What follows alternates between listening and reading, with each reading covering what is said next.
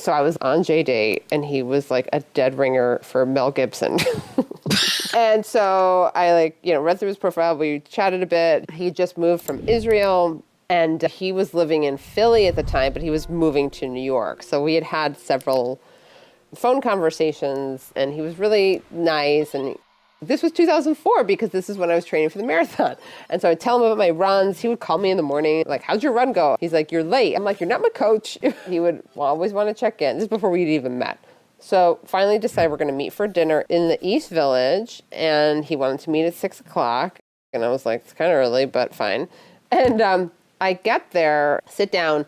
They bring out the menus. I go to order, and he doesn't order anything. I was like, how come you're not eating? And he said, oh, I don't eat after 6 p.m. I was like, why did you invite me to dinner? I was like, you don't even want to drink or anything? He's like, no. So I'm sitting there eating by myself, and I eat the whole thing. And he's like, wow, you could put away a lot of food. I was like, I'm training for a marathon, fuckface. So we leave. He's got this big gift bag with him, which somehow I didn't notice initially.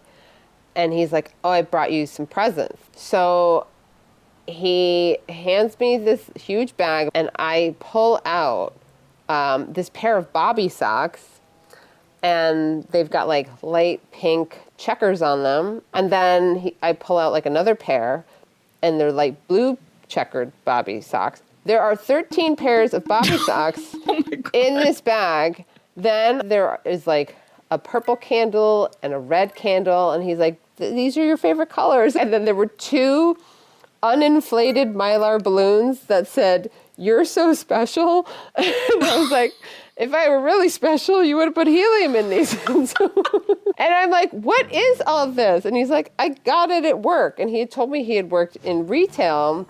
And then I find out he worked at the 99-cent store. And then there was like a vase in there for us, like that would hold a single flower. And he walks me to the subway, and then he stops at like a bodega, and he buys me a single rose. And he's like, this is for the vase. Will you be my girlfriend? And I was like, oh, you're really sweet, but I don't think so.